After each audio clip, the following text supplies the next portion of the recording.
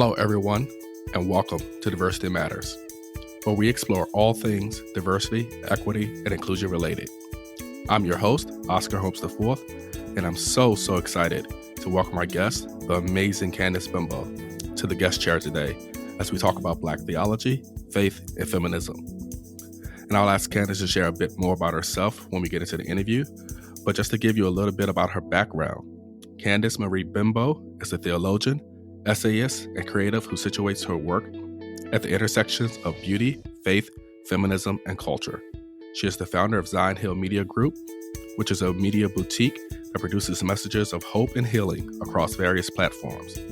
Above everything, Candice is most proud of establishing the Louise Marie Foundation, a memorial scholarship in honor of her late mother. She is a member of Alpha Kappa Alpha Sorority Incorporated, Phi Psi, and holds degrees from Tennessee State University, North Carolina Central University, and Duke Divinity School. Candice, welcome to Diversity Matters. We'll be back after a quick word from our sponsors. Walls Torres Group is a boardroom and C-suite level consulting firm serving philanthropic clients, corporations, and academic institutions. The firm's focus areas are strategy, governance, and leadership, and they have a special interest in social enterprise and inclusive excellence. The firm is a certified minority and woman-owned business and is a strong advocate for education and youth philanthropy. Their featured nonprofit partner, Giving Cycle, is a leader in this area and has sparked the joy of generosity in over 1,500 young people. I'm so glad that you're here with us. When I was thinking about the creation of Diversity Matters, I knew that I wanted to create a space where we could have hard conversations about DEI topics that was accessible to the general public, but was also still intellectually rigorous. Right.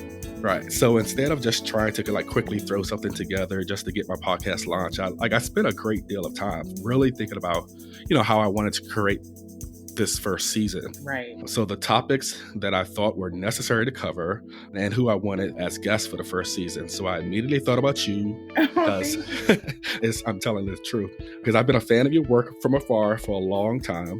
And I truly believe that, we can't talk about Black liberation without centering Black theology, faith, and feminism. Right. We can't. I think it's necessary. Let's get started. Okay. You've been really open in your writings and your podcast, The Great Red Lip Theology. And in fact, I must admit, your first episode really had me in tears because, as you talked about your own struggles. So you were very transparent about that, which I really appreciate. But for some people who may not already know you, what would you say your story is and why is it important for people to tell their stories? I tell people that at the core of me, I am a Black girl raised in the South and in the church at this moment where hip hop is growing up. And so I am both a child of the Black church and a child of hip hop culture. And all of those two worlds that raised me well weren't congruent worlds. Mm-hmm. And I am the daughter of a single mother who believed that though the church had its problems, that it was still the best place for her to raise a Black girl safely in the 90s. And I am a product of a generation of Black kids who grew up in homes without their dad. And while I'm not one whose father's absence led me to destructive, communal behaviors, it had an impact still, right? And so this work that I come to is at a moment where I honor the totality of those stories, right? The totality of all of those experiences and how they formed and converged to make me, but also how they've impacted so many others like me and gives us room, gives us space, gives us permission to both reinterpret and reimagine the world around us, both from a spiritual and theological perspective, but also from a cultural perspective, right? And to think through what it means for us to now be leaders, what it means for us to now be parents, what it means for us to now honor that we have a lot of the power to shape differently a world Right. than our parents and our grandparents shape for us. And so I think that for me, when I bear it down, I'm really just a Black girl trying to make sense of the world that I was given and to honor the one that I'm now called to lead and create. Awesome. Mm-hmm. So you do a lot of this work through your podcast, Red Lip Theology. Mm-hmm. And I know it is centered in Black girl magic, but just want to let you know you do have some men out there who also listeners. Thank you. I appreciate it. But for people who may not be familiar with it, can you talk about, the impetus for your podcast, Red Lip Theology? What are you trying to achieve? And you don't have to mention all of them, but you talk about these Red Lip 10 Commandments. So you want to speak a little bit about that? Right. So what's funny is Red Lip Theology came out of this moment where I was being really snarky with one of my white seminary classmates because I got my MDiv from Duke, and Duke required, before you graduated, that you take a Black church studies course, meaning that you had to sit with for a semester Black liberation theology and womanist theology. And I'm dealing with, white men, young white men who think that they know everything. And that if you are Black or if you're not white doing theology, that you're not doing it for white people. And so my classmate asked me, he was like, well, Candice, do you consider yourself a Black theologian or do you consider yourself a regular theologian? And I very quickly quipped. I was like, I'm a Red Lip theologian. And he was like, what's that? I said, me. And he said, who created that? I said, me just now. Right. And like everybody in the library, the people who heard us kind of started laughing. But the more that I sat with it, the more I really honored that that's true. That like for me, Red Lip theology is giving the permission again to be intentionally transgressive and honoring that all of these different spaces, like the ones that I said help to make me, are not inherently sinful and evil, things, right? Like there's a way that like church bashed hip hop, right, for not being quote unquote sacred. But the church had as much problems as an institution as hip hop as an institution does, right? And so, like, Red Lip theology, because the truth for a lot of the girls that I grew up with and the sisters that I know from my neighborhoods who may love God, they were never going to come in contact with womanist theology because, as you know, there are some conversations that unfortunately just remain in academic spaces. And like what I kept finding was that like Red Lip theology was that womanist theology was one of those, right? That was really and largely like this conversation that was held within the academy or within highly educated Black theological spaces. And that just didn't resonate with my friends, right? Like that. Right. I think that, one of the things that I hold is when I was getting a master's in sociology, my advisor told me, he said, you never get education simply for education's sake. He's like, you always get education to do something with it and to help to break down the barriers that are between those who have it and those who don't. And I took that to heart really deeply. And Red Lip theology really became this moment where I was like, okay, how do I bring these conversations that I'm having in the spaces that I'm in, these theological concepts that I'm learning, how do I bring those into a mainstream conversation that my friends or their sisters just like me who may be professional in other spaces, not theological ones, can have access to, right? Right. And also, as a millennial, or as my grandma says, like a millennium, that we don't feel the need to believe that we have to choose between one thing or another. And so Red Lip Theology is inherently this move to say that you don't have to choose between the sacred or the secular in order to honor that you are divine. Right. That all of these, that 9 times out of 10, what we consider to be secular is because of how our society or culture deems a thing, right?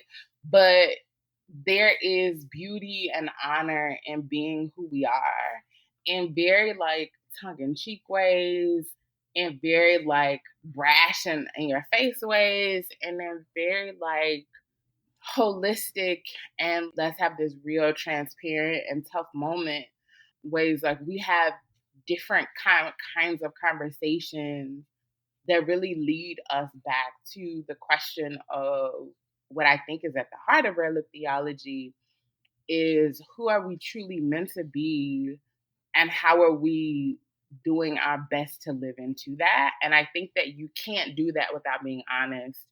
You can't do that without being transparent. And you actually cannot do that without holding all of the systems that formed you accountable for the ways that they may have failed you. And I think that that's where a lot of people rock with Red Lip Theology. And I think that's where a lot of folks don't rock with Red Lip Theology is because we kind of want to have this, particularly when it comes to the church.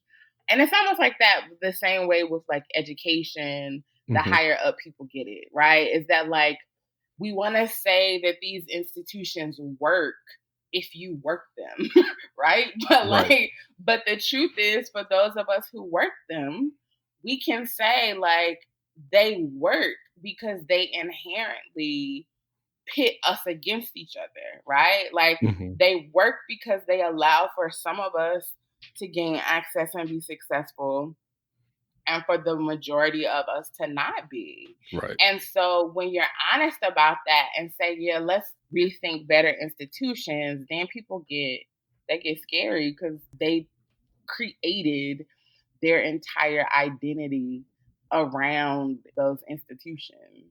Right. That's a perfect segue to the next question. I love that you remind people that you can be both ratchet and righteous. Exactly. Right. But it's really important for people to see you as a Black feminist Christian. So what does that identity mean to you, and why it's so important for people to understand that? Because I first and foremost tell people that God made me Black. God made me a Black woman. Like that was the way that God decided that I would show up in this world. That was the lens through which I am to see the world and that I'm to be seen, right? And like nothing is wrong with that. The only issue is when I am mistreated because I'm a Black woman, right? Right. And the reason why it's important to me is because if I honor that this lived experience is the one that God chose for me to live into, is that I'm called to be in this world a Black woman.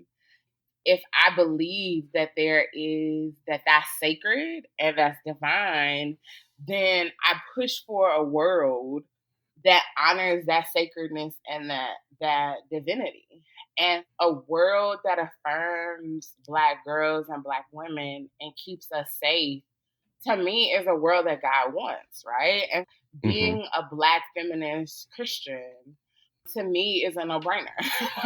That like I that to be in a space and in a world where I live, move, and have my being as a Black woman, and that, you know, we are all supposed to push to create safety and to honor each other. I think that's the world that God wants. And I reconcile that personally for me and I tell people that my commitment to feminism is as theological as it is political. And that's Right. why I also think that and believe that it's important to name being a Black feminist Christian, because we're taught so much and so often that feminism and Christianity are polar opposites, right? That like, hmm if you are Christian, like you can't be feminist. And most of the time, people who say that are people who A, don't read the Bible, and B, don't know what feminism actually is.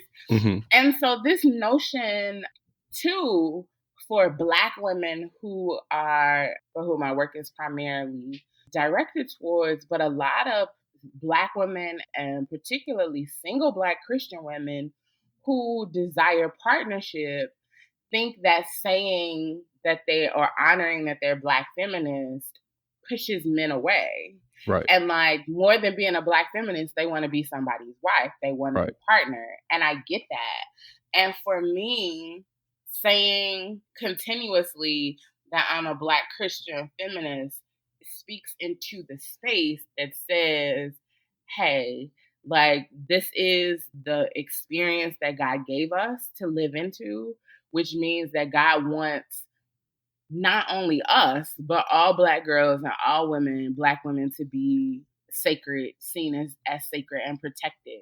So that means that we need to, in our experiences, lean into and speak to these ideals that give us, that press for that equality, and to tell them that you can do that and be aligned biblically. And there are scriptures that I speak to that talk about feminism in scripture, right? That these were not, when you look at the biblical narrative, these aren't women who are cowering, right? Like these are women who are empowered and kind of take their destiny and the destiny of their families in their hands. And I think that, lastly, it's important that we also, in addition to having this political and this theological commitment, and in addition to showing that it's okay for Black women to hold that together, I think it's also important for us to reclaim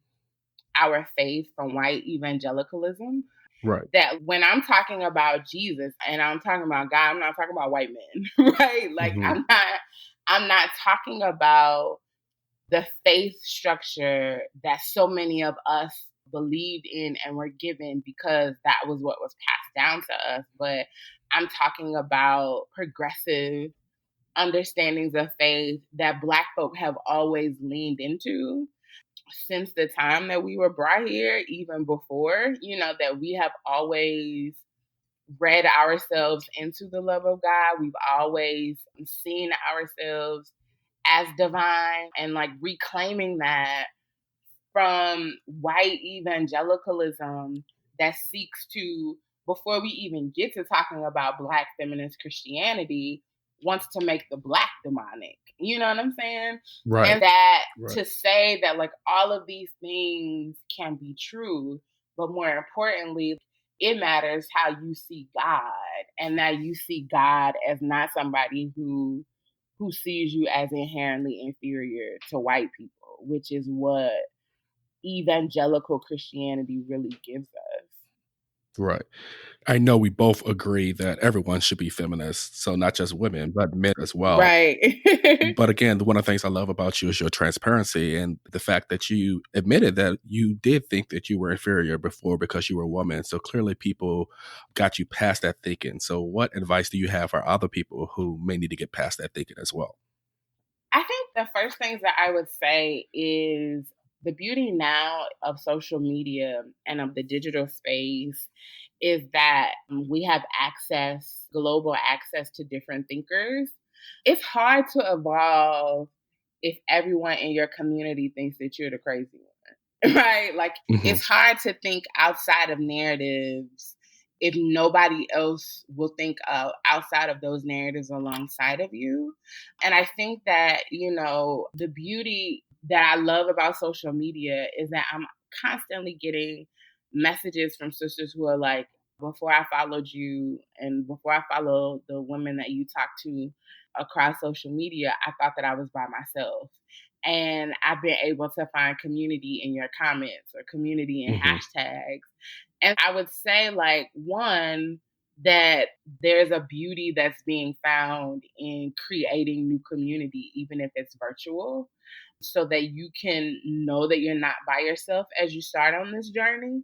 The second thing that I will say is that you have to give yourself permission for absolutely every single thing that you believe to be challenged.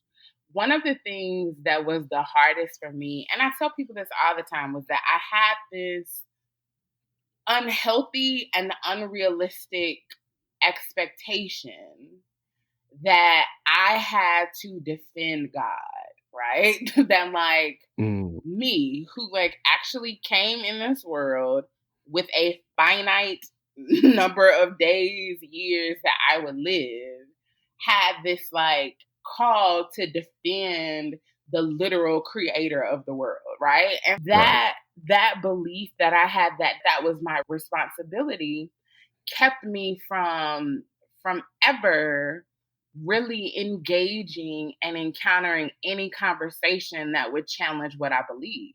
Right. And part of what matters about diversity inherently, right, is that like we need other perspectives. Like the moment that a dominant perspective is the only perspective is the moment that we've all lost, right? And what I realized I was doing was that I was saying that this was the only way to know God. This was the only way to know Jesus. And if you didn't know both of them the way that I did, you were wrong. Now, the world is made up of a billion people, billions of people, right? How dare I say that I have the market cornered on what faith and God and Jesus are supposed to be known and look like? Freeing myself up to be challenged was huge and it was tough, but it also gave me room to honor that, like, yeah, there were things that I didn't necessarily agree with, but I was always scared to say. You know what I'm saying? Like, because in my crazy thinking, all of us who have evolved and grew in our faith walks, I believe that there were always seeds along the way that sometimes we buried because we just didn't believe that in our particular context, those were questions that we were supposed to ask, or those were beliefs that we were supposed to hold, right?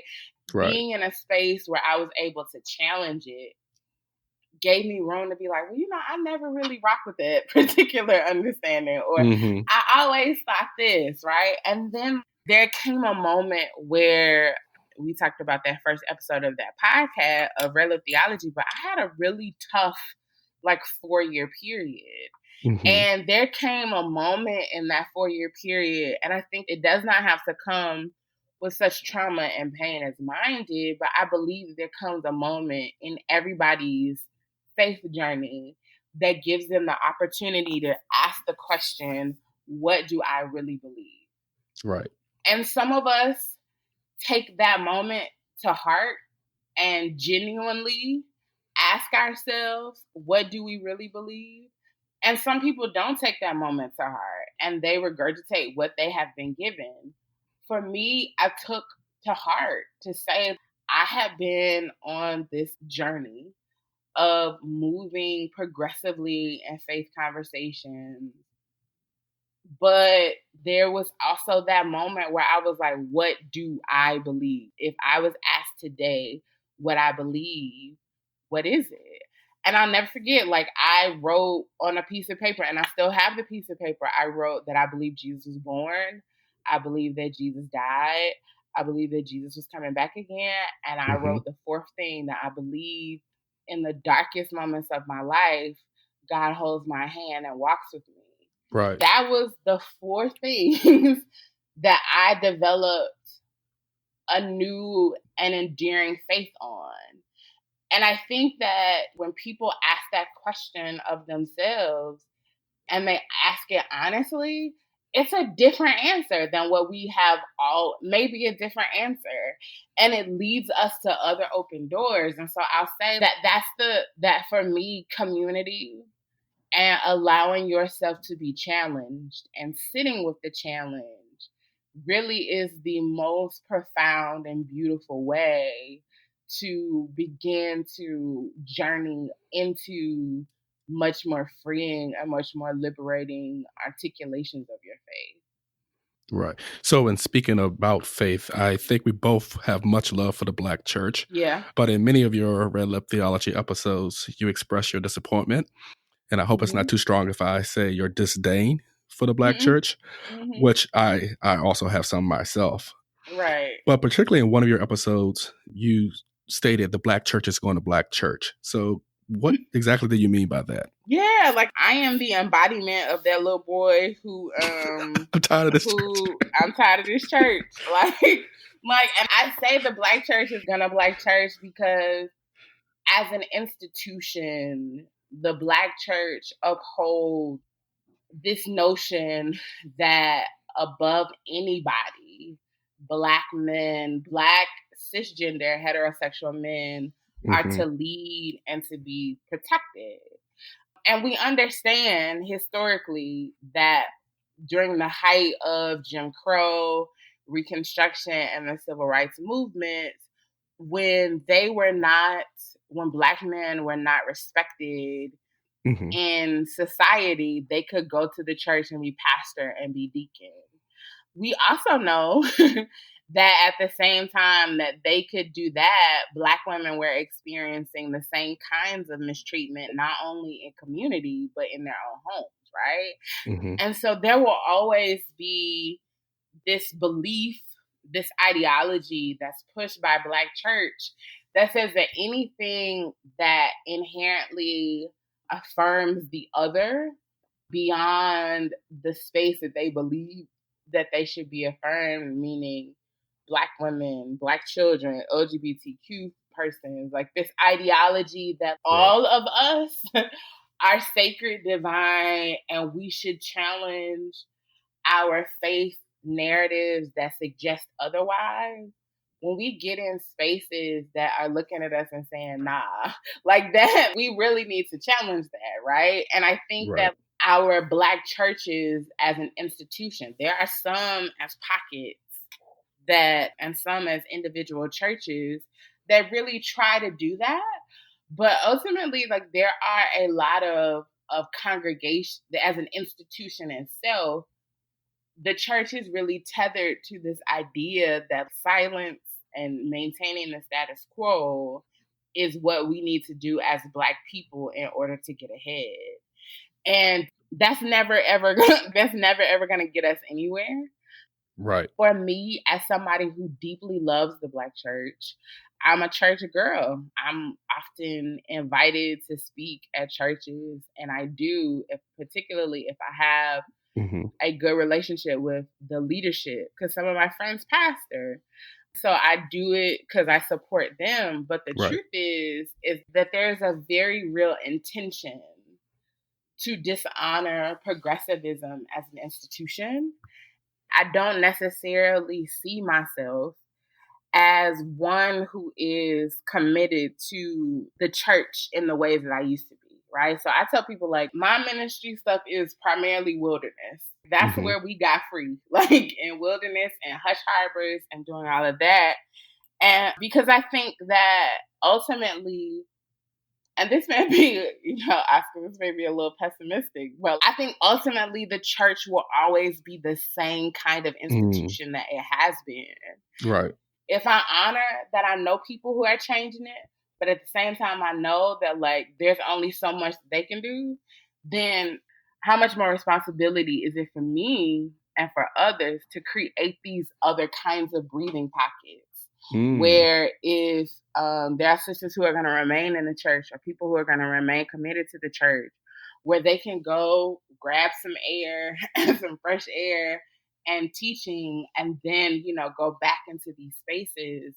I'm committed to those kinds of spaces, even as I say, like, the Black church is going to Black church, because I don't see the revolution that a lot of people say that it will have, I don't see it. I don't see it as a whole. I see it as you'll find your church and that pastor who affirms and who is progressive in theology and preaches a liberating gospel. Right. And whatever city, whatever town, whatever state, wherever somebody can grab onto live stream and watch him or her or them, that'll be great. But, right, what about the people who don't live in those cities, right? What about the people who will not have the benefit of the Bible studies or the small groups that are in that way? Because everybody in their state or everybody in their city, pastors think the same way. I think that when I say things like that, I said that it's so funny that you brought that up, because I said that the other day to one of my homeboys. We were on the phone for 3 hours after he got out of a church meeting. He's a pastor, and a particular social program that he was really excited about was on the floor for the church to vote on because his leadership council was divided. And basically the issue was that while they thought that these services were important, they thought that it would bring a different caliber of person to their church. And they didn't want that. That's not what they were known for. And when the congregation agreed and voted down this program, he was so angry. And I mean, we talked for hours, and he got mad at me when I finally was like, "What did you expect?" Right. And he was like, I said, "These are Black church people, middle class, upper middle class, who went to school, who, even though they give and donate, they fundamentally think they're better than Black folk who are caught out on addiction or homelessness, because somehow we think that those are things that they did to themselves, right?" And so we had this long conversation, because I was like, I actually would have been shocked if your people said yes. You know what I'm saying? And he was mad, but I was like, no, we actually got to be honest about some of the people that we pastor. We got to be honest about some of the reputations of our congregations. And just because we may want to change them, it don't mean that they want it. Right. One of the important criticisms that you highlight, that even in progressive church spaces, because I definitely agree with you, we can find pockets of Black church, Black churches being progressive, but you still talk about like how sexism is so prevalent. And I think you brought up a really good point in your podcast when you talked about, or you question, where are the people going who are being mentored by, these progressive pastors, and why is there a huge gap between the male associate ministers who get in churches, but the female associate ministers don't get into church? So can you expound upon that mentoring gap, and what do we do to fix it? Yeah, it all gets on my nerves, I feel, because part of it is that even in progressive spaces, you still see men who are held up as like the beacons of a different way, right? There are a few women, but you still see the men, the brothers, who are held up as like, oh, these are brothers who preach about Tamar, and they preach about sexual assault, and they preach about loving queer people. And they get highlighted as the new generation of Black church, or the new wave of Black church.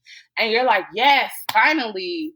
But then when you put a microscope and you see, okay, you see the disparity between the male mentors that they have, mentees that they have who get churches, and the female mentees that they have who get churches. You recognize that even in these progressive spaces, progressive leaning spaces, you still have this same good old boys network, right? Right. And part of it is that we say it and nobody wants to call it out, because these are supposed to be the good ones. Like, it's almost also like, okay, well, we could have much worse, y'all. Let's not rock the boat here. But the truth is, no, we are replacing one kind of sexist narrative for another, and the only thing that's different it's because they're men and they preach a different kind of gospel, right? Right. And that's still the problem, right? And I think that part of what matters and what has to matter is us being honest and saying, where are the people? Like, where are the women? Where are the sisters? Where are the queer voices? And not in a hokey, hoity-toity way, but in a don't invite me just to come for the Women's Day service. The Women's Day services, right? Youth Day services. Like, let me come and have me there in a way that's honored and respected. Right. And have my voice validated. And I think that it also matters that us in the pew say something. And I say this to people all the time when they reach out to me. I believe that the pew has power to say, like, we actually want to hear from more women. Right. To say we actually want to hear from speakers that have a diversity in age. We want to see a diversity of lived experiences in our preachers and in our speakers and in our teachers. Right. And because I love this church, I'm going to hold this church accountable to giving me that. I think that we kind of believe that as members of congregations, we don't have that much say, but we do, right? That we can go to these meetings and say, why are we only hearing from men? Right. Why are we not having kinds of conversations that really matter? And I do a lot of consulting work with pastors who reach out to me who are like, I don't want to be trifling. Can you help me not to be? And so like, I think that's great. Yeah. I think that's the point of Diversity Matters is, we all have blind spots and it's all about doing better and getting better. Yes, it is. We'll sit down and, case in point, like one of the pastors that I worked with just recently, we sat down and we looked at the church's calendar for 2020 and we looked at what major events they had. This particular pastor is also one who outlined sermons and sermon series for the entire year. When we sat down and we really looked at the church's calendar, I said to this pastor, I said, every significant population group other than Black men, you are just giving a throwaway nod to.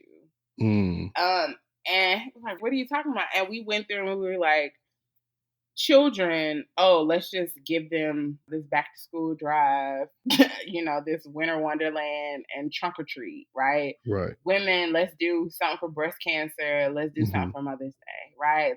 You have mental health, suicide prevention day. I was like, these are things that are abstract from the actual teaching and preaching of the church. If you want voices to be lifted in ways that are healing and holistic, right, like we really got to think through what you're teaching and we really got to think through what you're preaching. And we can't see lifting them up and we can't see honoring their voices as ancillary to what we are already doing, right?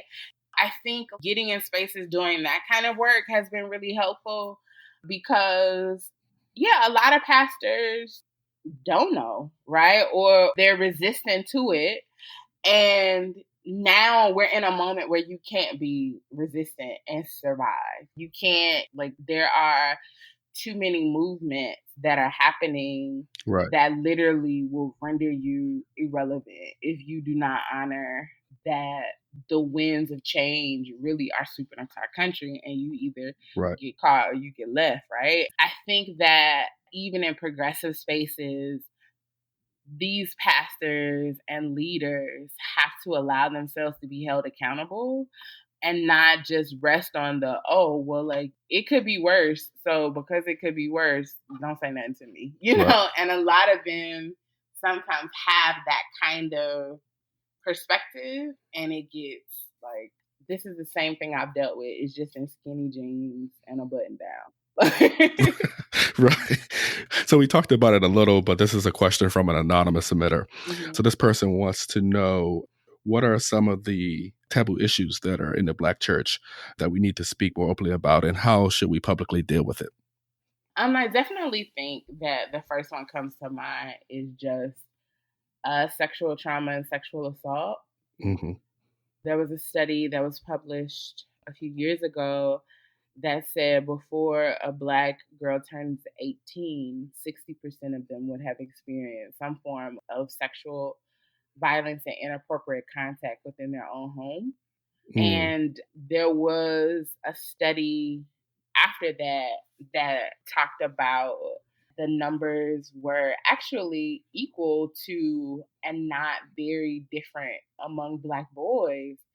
And part of that study suggested that it may actually be higher because Black boys are often afraid to speak about experiencing sexual violence and sexual assault, right? For fear of what assumptions may be made about how they view masculinity. Right. Or even the culture that really celebrate, like, if an older woman is hitting on a kid. Exactly. Right. On a kid. And that's supposed to mean something about who he is as a man and what he's able to accomplish and achieve. What we know, right, is that there are girls, boys, men, women, people, individuals who are in our communities and in our congregations who are suffering literal violence and who are in their homes in fear. That is something that we have to talk about. That is something that I don't believe pastors can do or should do on their own. There are trained professionals, and I encourage pastors to collaborate with the trained professionals in their cities and in their communities that are trained to deal with sexual trauma and sexual violence and speak to the resources that people need. And part of when people come, outsource those, because the truth is that most of us need more than just pastoral counseling in order to get over that, right? Like, we need trained professionals. Right. And to that same end, another issue that we talk about very flippantly, but need to be much more serious about in the church, is mental health in our community. Right. I am one of those who, I've talked very freely and openly about being someone who lives with a depressive condition and once was hospitalized for it. I do not take very lightly to pastors who use mental health conditions as like preaching moments when they say stuff about being schizophrenic in your faith or having a bipolar praise and bipolar prayer life. Like, those things that get shouts but are really ugly and like ignorant attacks. Yeah, like that. There are stuff like, you can't be a Christian and be depressed. Like, you pray depression, stupid stuff, right? Again, it matters for us to have trained professionals who are, that's actually like that. And also, there are many people who are professional, trained individuals who deal with mental health, but also do it at an intersection of professionalism and their Christian beliefs, right? And you can find folks who are like, my mother was one who was deeply Christian and was also a mental health nurse practitioner and will tell people all the time, you need God and every other qualified professional to be your best self, right?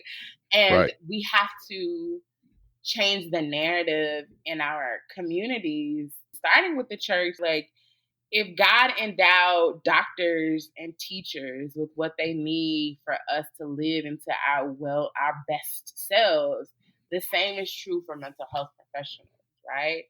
And lastly, I think of a lot of things we can work on, but like the big three of the last one, I think, is that we have to push our churches to think differently about sexuality and gender identity. We are at a moment where, as people, we have more language than we ever had before to identify who we are and who we genuinely know ourselves to be. And we need congregations and we need pastors that are educated about those things and don't just speak foolishness into these voids of God created Adam and Eve and not Adam and Steve, or that Right. if you are born a man, you are a man. Right. Google is still free. And so are library cards, and you can actually read Right. about gender identity, and you can read about sexual orientation and become informed and speak from an informed place that honors the reality of people's experiences and the truth that God is very much love. Right. So I identify as a process theologian, in that I believe that I don't see God as this fixed power that hovers over all of us, controlling every movement, right? I believe that God impacts the world as much as God is impacted by the world. Mm-hmm. And I believe that God has had to shift and push and evolve even as creation and humanity has shifted and evolved, right? Like, if we see God as this ultimate parent, when a child is born, that parent doesn't know everything that child is eventually going to be and do, right? They give that child the freedom to grow into themselves. And as a parent, they adjust, right? Oh, I thought he was going to be this way. They're this way. Let me figure this out.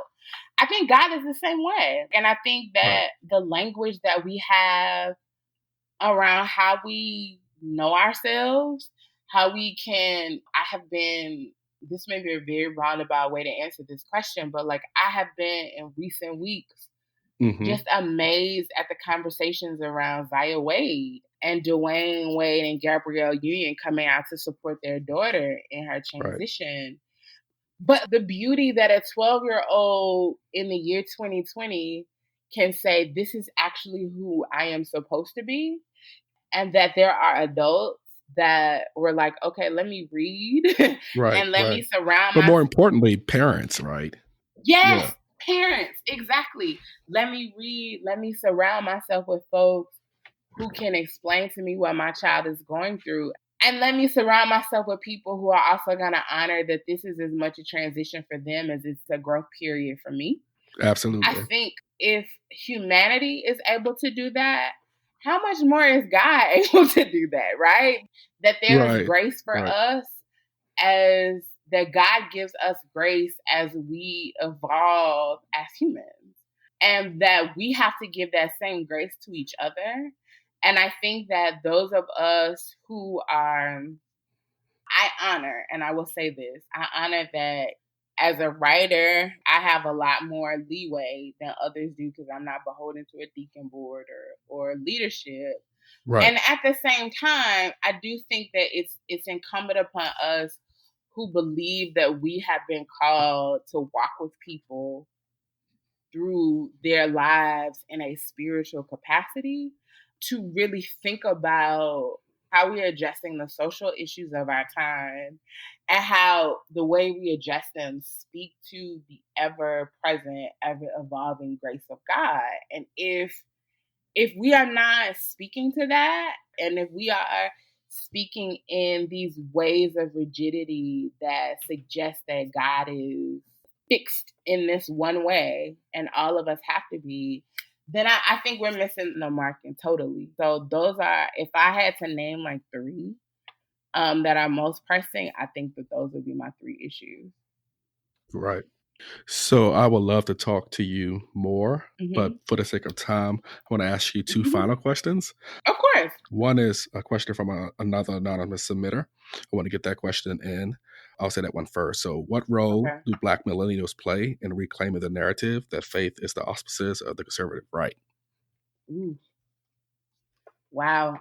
Very quickly, I think millennials, particularly that the Black Lives Matter moment and movement, when young folks took to Ferguson and really showed up the church and showed up church leaders.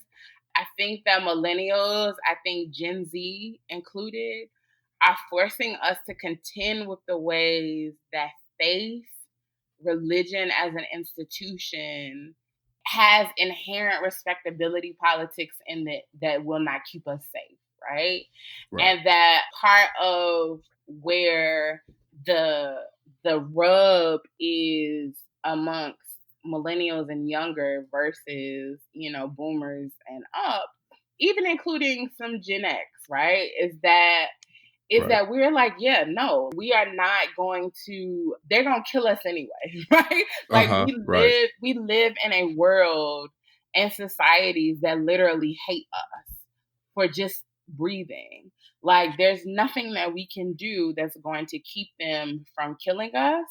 If there's nothing that we can do, we might as well be free and we might as well be ourselves. That, when I am going back to me saying Black church is always going to Black church, that's a completely, those kinds of ideologies war against each other, right? I think that millennials and young people are showing that, yeah, there's not a lot of difference in our communities from people who are churched and think the worst of Black youth as there are the difference between faith folks in the larger society who think the worst of Black people, right? That's a real thing. You know what I'm saying? Like that's a real thing. And so I think having honest conversations about the mirror that millennials and young people hold up to institutions like the church is important. Right. I will give you the last word in terms of what future projects do you have in the works and what are some things that we should be on the lookout for that's coming from you? I am really excited because, so right now we're in the season of Lent, and when we come back in Easter, so I'm off of social media for Lent, but I'm really excited because when I come back in Easter, I get to announce a huge project that I've been working on, and I'm really, really excited about it. No exclusive for Diversity Matters? I want to so bad. I really, really do, but the ink isn't dry. And so they keep telling me, all right, until the ink is dry, I understand. Like, and I would say, I'm not good. This is how you know, like, God has a sense of humor, because I have never been good at, like, keeping secrets long. Like, I'm the kind that's like, okay, I gotta tell you this, but you can't tell nobody kind of person. Right. This has been since December. So this is the first time that I've ever held and not dropped hints and I am fundamentally proud of myself that, like, even so much, because, like, my grandma was saying to me the other day, she's like, I'm so proud of you because you can't hold water and you have literally held this. So I'm really excited about that. But I'm really excited because Zion Hill Media Group is something that I crowdsourced for at the beginning of this year, because one of the transitions that I really felt called to make was the transition from faith commentary to content creation, right? I think that we can always talk about what's wrong, but I think it's a different move when we try to create ways that help us be better and help us do better. Right. One of the ways that I really felt called to do that was to continue projects that I had done, like Lemonade Syllabus, the Get Clear in August Digital Sabbatical Challenge, and like even moving into scripted and unscripted entertainment. And so Zion Hill Media Group really gave me the ability to start doing that. And I'm really excited because we raised $33,000 Excellent. Thank you, to begin really working on bringing Zion Hill Media Group to life. And part of bringing it to life is a faith and entertainment lifestyle website that, as a writer, I'm always being pitched stories. And when I talk to my editors at other places, they're like, we don't have room for that. Like, we don't know where we would put that. And then I got tired of hearing that. And like, one of my editors, I love Essence, and that's home for me. One of my editors there was like, Candice, like, you keep wanting this space to be created and made room in all of these other places. Why don't you make it?